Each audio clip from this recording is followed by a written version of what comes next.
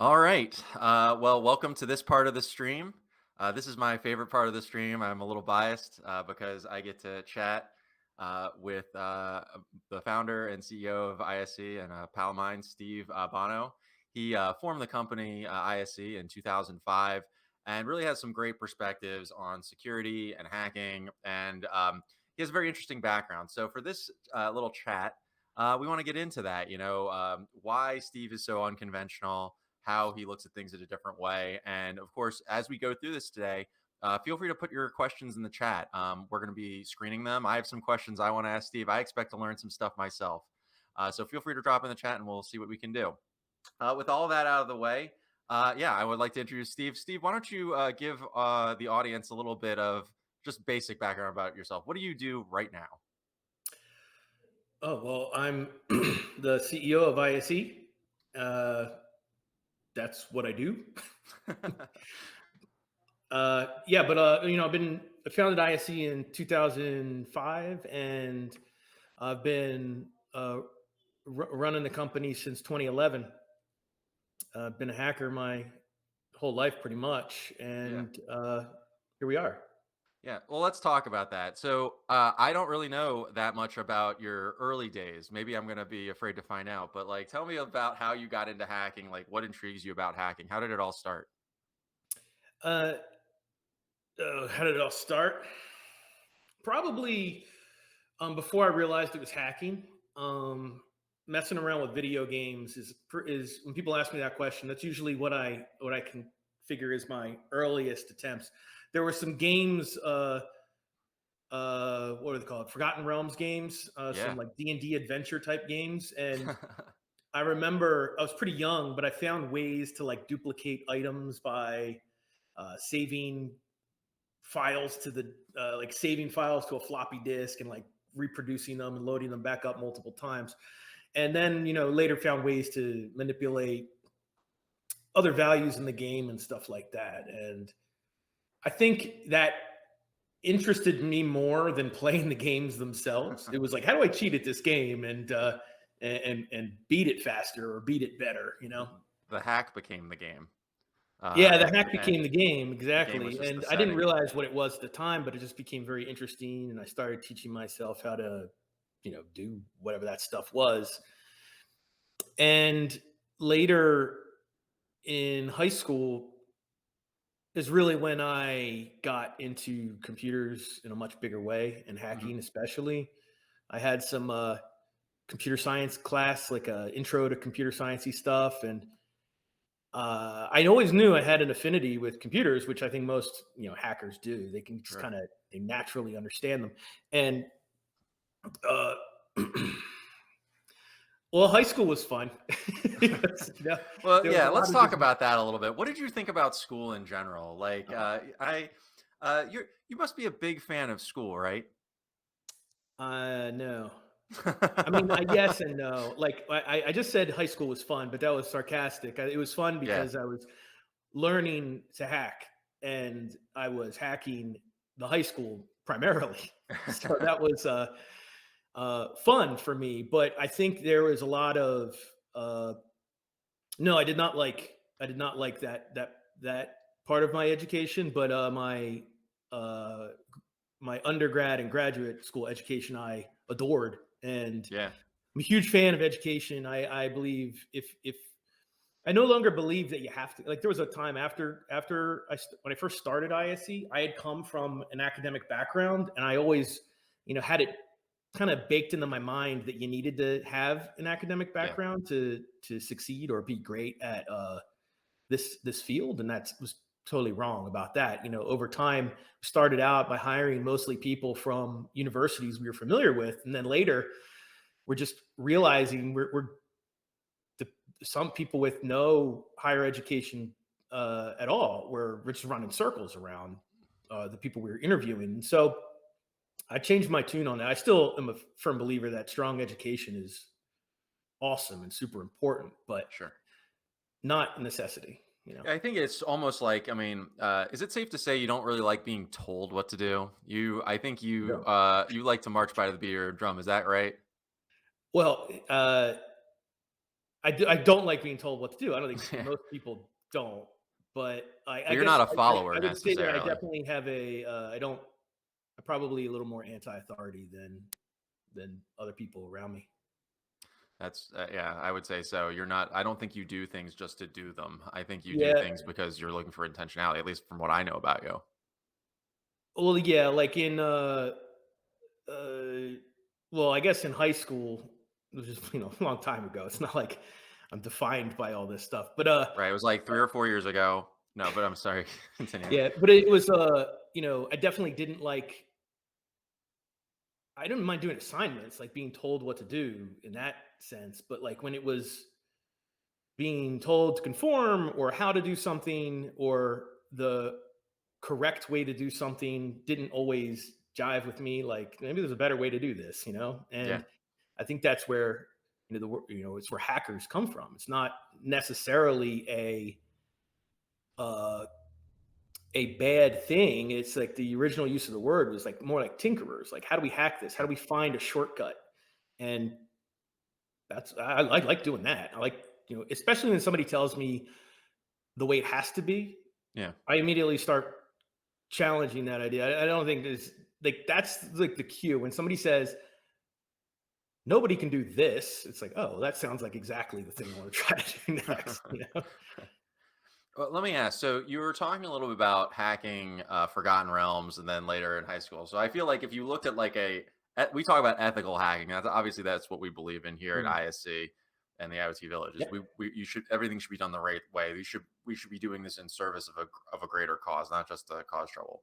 Doing stuff in Forgotten Realms is like harmless. You're just having fun with a computer game. Sure. Maybe messing around with the high school, I would say, is maybe a little bit more on the unethical side necessarily. No offense to you, Yep. No, but I learned like there was stuff I did that I understand was unethical now, but yeah. as a high schooler, I didn't really get it. What I was gonna say, like, well, that's kind of my question is like, did you reach a point where you sort of pivoted and realized like you kind of had this skill and that you had to figure out a way to, you were interested in it. You weren't gonna stop hacking, I don't think, but like you wanted to do it sort of responsibly to serve something better. Yeah, I mean, I don't think that it was ever a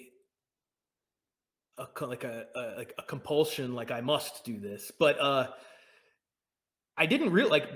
This was I went to grad school in two, 2004, no 2003, and there was no information security programs at the time. Wow. I think when I went to Hopkins, and they had one of like two programs in the United States, maybe one of like three. And Carnegie Mellon had one, and like maybe Stanford or Berkeley had one.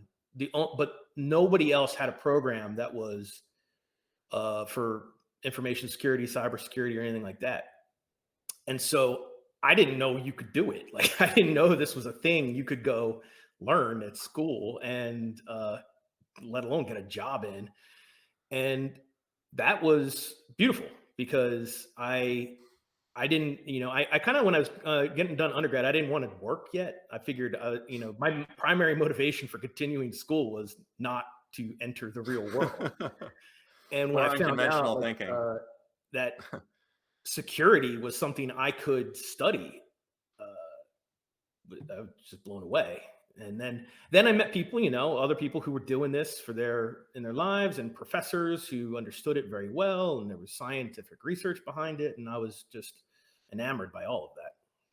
That's really cool. So at some point you wanted to, obviously this is a career for you now. You built a business on it, et cetera. Like when did you feel like that was a real possibility? Did you feel like, because this is entrepreneurship, which is a whole other element of it. One is doing ethical hacking in the realm of just, doing it, but then the other is turning into a business. I mean, what was that like? Was that daunting, or was that something that you were looking forward to, or when did you make that decision? It wasn't daunting because we started ISE when I was still a grad student. Hmm. And so there wasn't it wasn't high stakes, Mm. I was in school. If it didn't work out, it was like whatever. I was finished school and then something else. Uh, in uh, in this sort of business, there's not a lot of expenses, especially early on when all of the people at ISE at the time we were just hackers. So it wasn't like we needed an office or any real equipment. We had kind of computers we could use at school and things like that. But uh, what was really cool about it was, I think at the time there was a company called At Stake, and they did like information security consulting Hmm. or offensive security consulting, usually hacking for as their main offering, and that was it. It was just them. And when we started ISE, it was like a sort of a shot in the dark, but we knew it was probably going to work. We'd done some research on hacking car immobilizers, and when we published our research, we knew it was going to make a lot of news, and it did. It got published in the New York Times, and we had this this plan that was basically like, hey, after we do this, other companies might ask us to do it for them and pay us to do it. And so let's incorporate a business. So after this, hits the news, we'll just get all these Yeah. phone calls. It wasn't like a flood, but we did get a couple. And so uh, it just worked, Yeah. like some businesses wanted some opinions from people who knew security, and there was nobody you could talk to at the time. So we Yeah. kind of just, uh, the hardest part was convincing them they needed to work with us in the first place, because they would figure, well, I haven't been hacked yet, so we must be secure. That was the thinking of the time.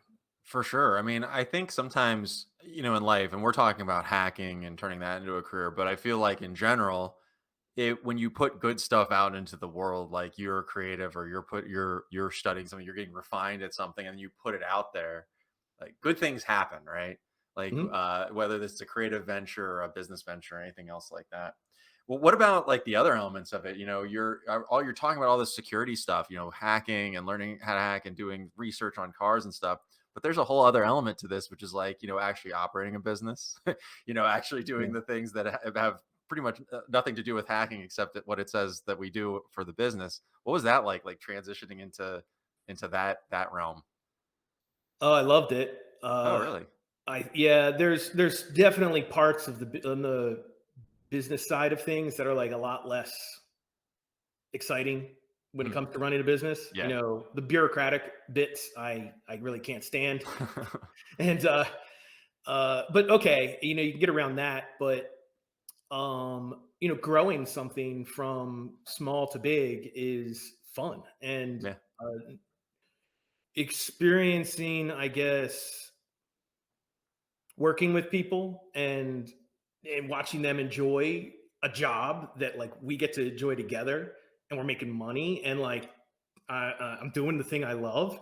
That Yeah. was that part all made the rest of it like real smooth, And I think like the business the businessy side of things, there's a lot of hacking, right? Like Hmm. find shortcuts, find ways. Like when somebody says, you know, uh, How are we going to do a interview on Twitch and get it broadcast and make it look really nice and pretty? So you have to hack a solution together. yeah, you got to hack solutions together for stuff. But even like you want to just I don't know. It's kind of hard to explain, but you come up with ways. You find out like, oh, this is how we have to buy insurance for the business, and it's like, okay, I don't understand anything about that. So you find out, oh, we can buy different kinds of insurance, and it'll be cheaper if we do it this way. And there's all these like different shortcuts you can take that aren't really shortcuts; they're just smart cuts, I guess. And they don't Smart cost cuts. you anything, but they give you a lot more. Yeah. Oh, I have a question sort of following up on that. So, I mean, obviously you're doing all this business stuff and you're growing it, but like, do you think that your background in hacking like makes you think of these problems just differently in general? I mean, I don't think it's very safe to say that you don't operate the business the way that other people I've worked with in the past operate businesses. Do you just think that you have a totally different mindset for this stuff? I don't think I have a mindset for business that's necessarily different because I'm a hacker. Uh I think it's more like there's an attitude or a mentality that lends itself very well to a hacker's mindset, which also lends itself very well to other. other things. I would imagine any type of a lot of types of research, like when you're trying to solve a medical problem, a lot of it is, Mhm. it's almost like debugging. And so if you have this mindset of there's got to be a better way, there's got to be a when somebody tells you you can't do something, like, because you can't hack this, it's unhackable or something. It's like that's Yeah. like nothing's unhackable. So if you're going to say that, you're going to pique the interest of a whole bunch of people. We get that a lot. Yeah, Oh, and, and this is super secure. but then but having, I think, an attitude about it, like where you just want to not be told what can and can't be done, is, I mean, look at famous businesses out there, famous, uh, you know, they're not necessarily hackers, but they have that fu to the status quo mentality, and they just say, I'm gonna do it this way. You know, I mean, I think a lot of us make the most interesting inroads when we go in a different path than where everyone else goes. What do you think, like, in terms of like a hacker mentality? Maybe a lot of people watching today are, either just getting into this or they're hobbyists. I'm not really sure. Like, what do you think makes like a really good hacker mentality? Someone wants to get into this, do some of this stuff that we do here at ISC, or get involved in the village. Like, what makes a good hacker? I I spent a lot of years believing it was sort of like innate. It was that, like, some people, like some small percentage of people, just feel a certain way or think a certain way, and that it was kind of innate, not really something that you could develop. But I'm definitely wrong. I was definitely wrong about that. You can develop the mindset for hacking. Anybody can do it too. It's not just computer science guys or something like that. Yeah, But it it's I would say it's, I mean, kind of already explained it. Like, just question everything. yeah, If Ask a lot of questions, challenge the notions that are put in front of you, and the norms. When somebody says it can't be done, ask, well, why not? And like, what's the ask yourself, well, what's the worst that can happen? And when you think of whatever that might be, say, is there something worse than that that could be done with this system? Is there, and then ask, is there something worse than that? And just keep, you know, think to challenge yourself to think creatively about the problems put in front of you, and you'll start thinking like a hacker does. And you can teach yourself, just give yourself a little, put a note on your whiteboard or something like that that says, you know uh why not, or something. yeah.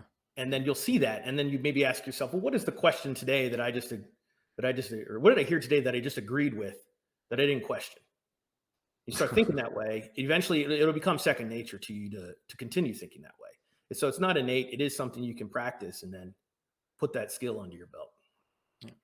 So I kind of want to talk a little bit more about sort of the unconventional nature of ISC. So I was kind of shocked when I came here when people told me don't dress up for the interview, wear a t-shirt. I show up and there's in the office I work in, just to give people a little under the hood. We have a gigantic cutout bear on the wall. We've got a big shark above everywhere. I mean, like, how did that develop? I mean, I've worked with a lot of people who are. It's not like anybody was mean or not nice or anything, but I think we go out of our way here to do things that are a little wacky. Like, how did that come to be? Do you think it was just built into the culture? Or this is what happens when you get a bunch of hackers together, that we just act like crazy people, or what is it? I don't know. I mean, for me, it doesn't seem that weird. Maybe that's uh, why. it's a lot of fun, yeah. But I don't know. Times, dressing up for interviews and stuff like that. Obviously, I think here we are definitely a little more casual, but Yeah. I don't think we're so much more casual than most places. We don't. What you?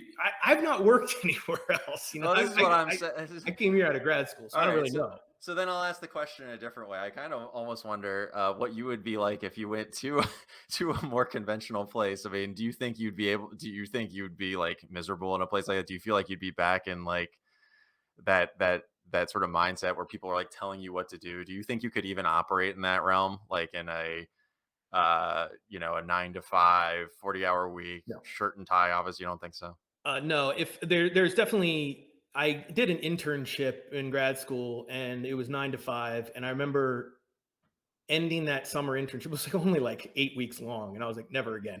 I can't 9 to 5. It's not how I work, like I'm more of a grind it out over several days all at once and then maybe take a break and then move on to the next thing. Like we have a lot of people who, or I don't know about right now, but like we've had a lot of people who prefer just to work like 36 straight hours over the weekend, staying highly caffeinated. And man, if that's the way you work best, you get into flow doing that. Okay. As long as you can stay on top of communication with your teammates and stuff like that, I don't care when you do Yeah. it, as long as like you're doing it well and it's getting done. I imagine the beginning of those 36 hours is a lot different than the end of those 36 hours. You go from like sort of hyper caffeinated to, oh, Yeah, for me, it's not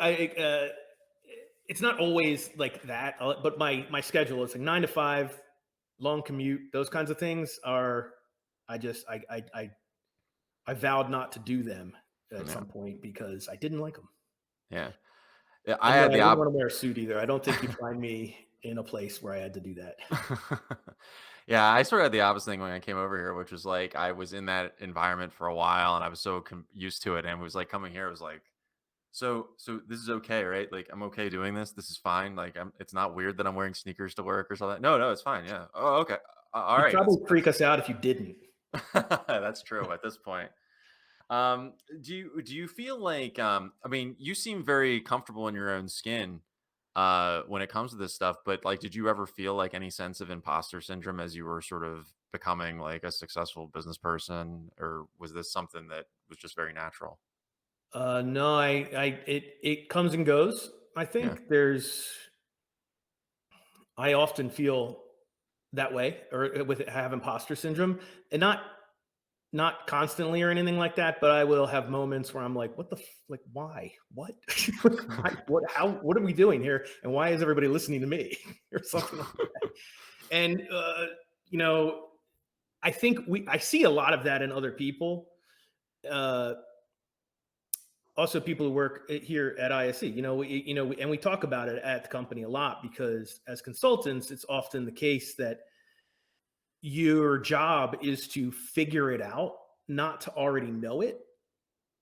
And it's hard when you are being like elected or not elected, but like or chosen by a customer to do something and you don't really have a full, you're not done it before. Maybe it's not been done by anybody before. And you see, and so we definitely, sometimes people are afraid to take on those types of jobs because they think they're not the right person for it. But in reality, they're a security expert. There's not a lot of people out there who know how to do this particular thing that is being asked. And so just because you don't know doesn't mean you're not the right person to figure it out and do it. Yeah. I'm not an analyst, so like I'm not doing web application tests and pen tests and stuff like that. But when I was in the IT services space, that's kind of what it was like for me when I sort of fell into the security niche of it, which was uh, Ben, can you do these vulnerability scans? Ben, can you look at this policy stuff and come up? And I was like, I guess. I mean, I can read it and try and figure it out. And it was sort of like you winged it. I think it almost has to do a lot with you were talking about when you were in grad school, how there weren't many programs for security. There weren't many things out there, but there was Right. this huge need. I mean, when I in the mid 2000s, I was getting out of undergrad, and the need for security was incredible, but the resources were so limited, and it wasn't like there were people to go to. It wasn't like looking for a plumber or a lawyer where you had all Right. or where you had these trade groups and certifying agencies and stuff. It was just a totally different world. um, I don't know if you have any thoughts on that, like how things have changed in that regard or anything like that. Well, there's a lot more security experts out there than there were when I got started. Uh, but there's a lot more demand as well. And I don't know the figures right now, but like for the majority of our existence at ISC or ISC's existence, me and you have been existing longer than that. But as long as the company's existed, there's been like a negative employment rate in in security because there's just far too few people to fill the open positions. I think, in the last few years, it's got to be one of the hottest things to get into in college, and um, or if you're not going to college, to just go for it. Like, Yeah. people who want to be in this field, and we have a lot of people who change over to security from whatever else they were doing before because that's what they want to do next. And well, we need them. There's not enough people doing this still. Yeah. Well, so you talked about like the idea of you like seeing the business grow and things like that, taking something from small and make it big. Is there like other stuff that motivates you about hacking or business in general? Like what sort of gets you going? Like, is it the challenge of it, do you think, or proving someone wrong? Maybe is that it? Like I told you so kind of thing. I know that can be quite appealing to certain people, sticking it to them a little bit when they say they say you Mhm. can't do something. What else motivates you? So I guess maybe it's changed over years. Okay. That's the big one. That one will probably stick with me for forever. But at ISE, um, I think the motivations still probably going to fall right into that category. I work harder when I think my back is up against the wall. Mm, If somebody says you can't, somebody said to me once, you can't grow a consulting company past 24 people. It'll just be too difficult. It doesn't scale that well. Companies at that size either collapse in on themselves or get gobbled up. mhm. And after that conversation, all I could think about was, well, we're not stopping at 24 now. So what number like are we going? I don't know. But it was just now we're at 40 people. And you know, big whoop that I proved somebody that I don't really know very well wrong, but it was like in that conversation on that day, that challenge was posed, and I was like, well, we got to take it. Now, other things have happened along the way. Like I've really come to enjoy uh, watching others succeed at their roles here at ISE and enjoying their jobs here at ISE and things like that. And so I don't know. It really inspires me to work with all the people we have here. When you get to watch a person grow in their interpersonal skills or their security competencies or whatever their role competency is, it's so rewarding to Yeah. just be part of their experience doing that. And I think as maybe I'm older now than when I started, but like I can I have a different perspective now on people entering the workforce than I did when I was entering the workforce.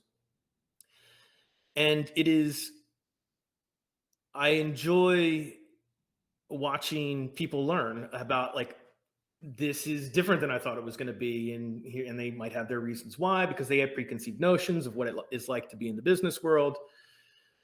Uh, and I don't know. I like working with everyone, and Sure. I've always liked working with everyone. But I think that it has become more of my motivation now than it was in the beginning. Yeah. I think one of the things that really impressed me when I came here with you and Ted and a lot of the other people is just like how engaged you guys are with us. And, that kind of open attitude is just so refreshing. And I personally love it. Um, Let me ask you a little bit. So let's talk a little about like the future and advice and stuff like that. So like, where do you think like things are heading? We're still kind of in a young industry, relatively speaking. Mhm. Um, but the need is going to get more significant over time. We're becoming more connected. We're doing more things online. We're getting more devices. Everything's talking to everything else. We're talking about the IoT village. Everything is becoming quote unquote smart. Uh, what's next for like the security industry? How are we going to deal with these challenges in the future? Well, I don't think it's Solve going them away. all. Solve all the problems right now, Steve. Yeah.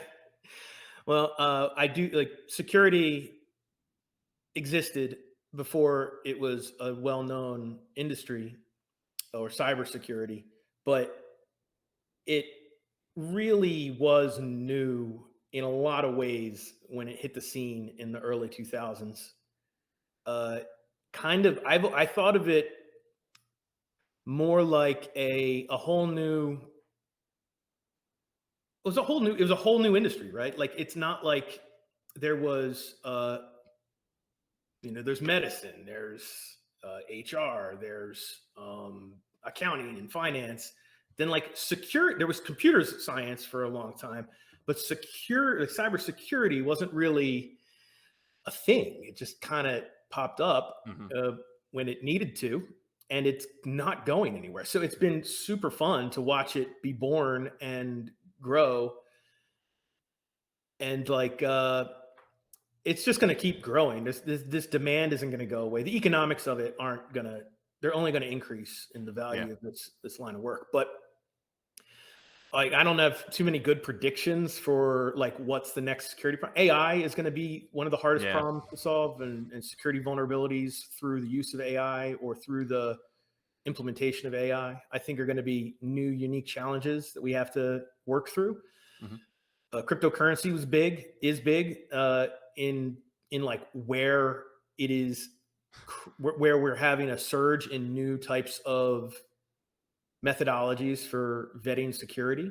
Hmm. I mean, cryptography has always been essential for security since forever, but you usually had, like, I would say maybe 15 years ago, cryptographers were a small subset of all of the security folks out there. With cryptocurrency, that has shifted the demand style of the types of security engineers you want. But AI, I think, is going to be our big challenge in the next 5 to 10 years. Probably other types of uh, commodity use of attack software or even spying software or and hardware. I mean, you can make bugs now that like you buy off Amazon for $50. Anybody can do it and configure it and like spy on people from very far away with very little exposure to yourself. And so that kind of thing, it's going to be very disruptive to life, I think. And I don't know how the security community exactly will address it. Like, are we going to be, I mean, there already are sweeps for those kinds of things, but is that going to become a much more common common threat vector? And what are the methodologies at scale that can work to prevent it? I don't know yet. I don't think anybody knows. Well, let me ask you before we wrap up. I mean, many people on here are probably looking to get into security in one way or the other. Maybe they want to do ethical hacking. Maybe they Yep. want to be some kind of security admin or develop for security or whatever. Like, where do you think they should start? Is there like one thing that you really think someone getting in security should do? Like maybe a specific, either a discipline or something they should study or something they should try or what? You I don't mentioned asking a lot of questions, but I mean, like any other things? I don't know if there's one thing, but there, because I think it depends. N- Nowadays, there's a lot of different ways a person with a varied background could get into security. You may not have a technology background, and I don't believe a technology background is necessary to be a security expert, Mhm. because a lot of it is based into theory and process and methodology and things like that. Um, but in any case, start studying, start practicing. If you're a more of the engineering mindset, there's hacking challenges out there. You can, I mean, run one today, right? Play in CTFs. Yeah, that's right. Yeah, play in CTFs. You'll find people are always willing to help. Especially at the live events we do. Yeah. But you can find these things online. There's all sorts of them. There's all sorts of challenges. There's books you can read, but really the doing is way better than the study itself. I mean, just start cracking away at stuff and give yourself a little challenge, and then make it harder and harder each time. Yeah. Yeah, Get an I'll internship. I'll use that as a sort of a shameless plug opportunity. You know, when we do IoT Village stuff at different conferences, and we have things like the Light Bulb Labs, or like TJ was doing his demo of hacking this router, or the CTFs we run, I always tell people who come up, there's a lot of intimidation. People are like, I don't know, I'm just getting into this. I'm not really sure. I'm not this. I'm just like, just try it. It's fine. Just Yeah. get involved, get it, try it. You'll probably learn something. And if so, you're one step closer than you were before we had this conversation, before you tried things. And I know it's not just IoT Village. It does these events. The community is usually very welcoming to these things. We want people to learn. We want people to Yeah. grow. And Yeah, you make a good point. I think maybe don't be scared is yeah, probably some good advice, because you see a lot of comments like that, and even with vetted and experienced security experts will find challenges too daunting. But you can't. I mean, like, you, I guess you can break it, but like you're not going to really break it. Like, just get something, start hacking it. It's not going to ruin anything, if you're messing around with stuff that you bought, or don't do anything. Like, a lot of stuff is connected now to servers run by the companies that sell the products. Don't mess around with that. Don't try to launch your hack against yeah, one of these companies. But when you have your own stuff, like your own equipment and your own networks and things like that, mess with it, break yeah, it. You will brick things, but like, who cares? It's $50, it's $100, and you'll have learned well worth that risk. yeah, It's just, don't be scared. And everybody starts somewhere, yeah. so just start. I remember a former colleague here, he used to go to Goodwill and just buy random devices that had Ethernet ports on them. He's just like, oh, this is interesting. Some piece of junk that he found at Goodwill, and he would just start messing with it. Hmm. It's cool stuff, and it's kind of fun to sort of see what you can find. It's almost like this. It's almost like It's almost like a treasure map. It's like you're digging for something you don't even know what you're going to find. Is it going to be you're going to find lead at the bottom of that treasure chest, or gold? You don't really know. Hmm. Yeah. All right. Anything else? Any other final thoughts, Steve? I want to. We have to set up for the next talk, but I want to. If there's anything else you want to share, I want to definitely give it to the audience. Um, I guess, you know, to encourage anyone to enter this field, uh, just, don't, like I said, don't be scared. I think confidence is always good, even if Yeah. it's blind confidence. Like, you'll do it. Just be, if you don't feel like you can do it, just be arrogant about it at first. Eventually, you'll do it, and then that confidence will be real, and that confidence will have helped you in the first place. There you go. Uh, and so, just you definitely won't get into this industry if you don't start trying to. Yeah. Yeah. So do it. Yeah. It's not like when you're trying to do stuff in this industry, it's not like you're operating on a patient or something like that. No Yeah, one. No, like I said, you can't break it. Not yeah. too bad. It Yeah. will. There are risks. Like, don't go on third party servers and stuff like that, and you might ruin some equipment you own. But like, not a lot. You're not gonna. There's Yeah. not harm in hacking if you're Yeah. doing it like by yourself. All right, great. Well, Steve, I really appreciate you taking the time to chat with me. I really do enjoy chatting with you. It's a lot of fun. Coming up next, around I guess it's about 20 minutes from now, 2 p.m. Eastern, I guess 5 p.m. Pacific. We have Ken talking, and he's got some interesting stuff. So stay tuned. We're gonna put up a little bumper real quick, and we'll be right back in about 20 minutes. Thanks. See you.